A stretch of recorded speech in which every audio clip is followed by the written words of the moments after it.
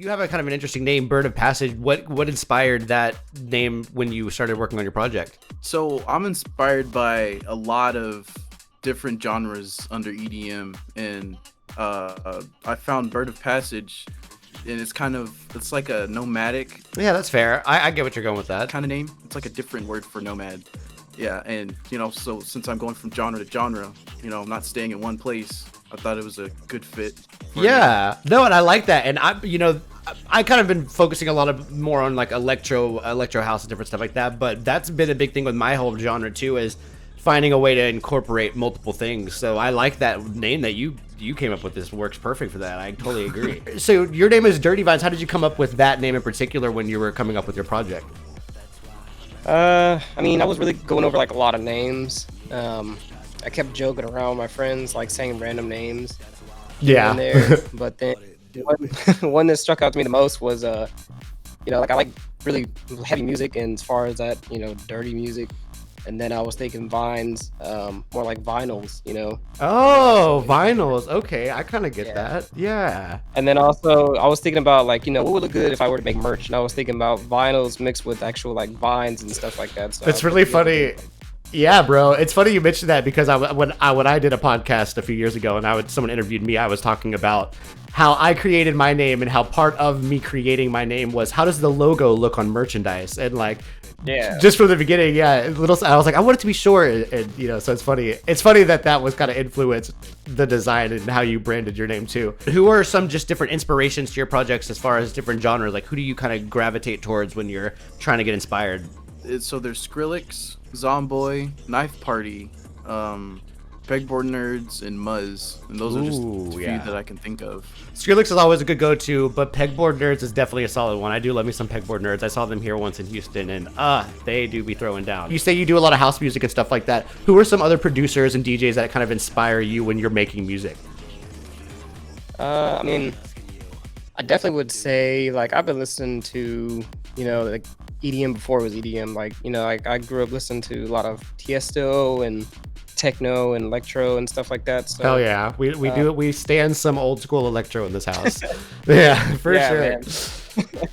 For sure. I definitely say that definitely influenced me a lot. And then kind of like over time, I started getting into like night bass and UK house and stuff like that. So I really like those type of genres.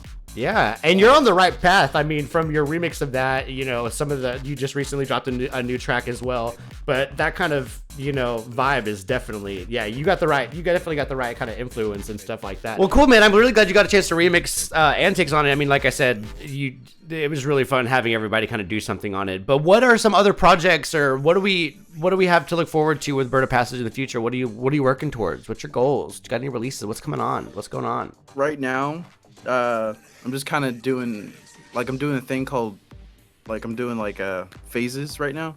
The first phase is what I'm doing right now is basically I'm calling it an integration phase, where I'm just trying to get like a following going. And then the cool stuff is gonna come up in the later phases. Like I got 2 more planned.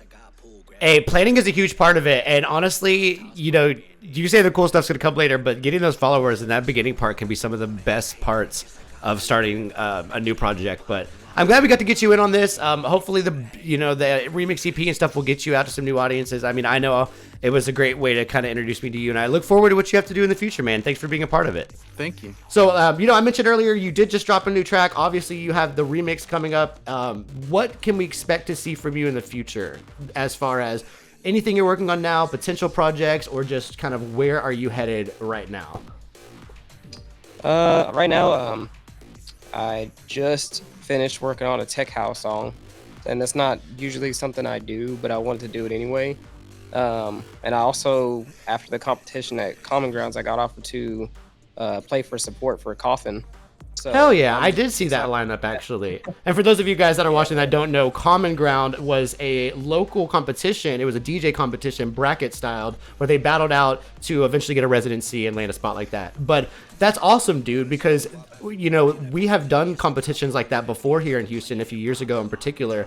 And that is exactly ways to do it. Go out there, network with people, put in the work, show that you can do it, bust out some good sets, drop some good originals, and then boom, there you go. Now you're getting booked for. Coffin is a great producer for your vibe too. You're gonna kill that. Yeah, we can't always get discouraged like if you don't make it, because like there might be another opportunity that pops up, and that's exactly what happened. Like I didn't win, but I made it to the semifinals, and I got offered to play, for the support for Coffin. I mean, that was crazy because I'm a huge fan.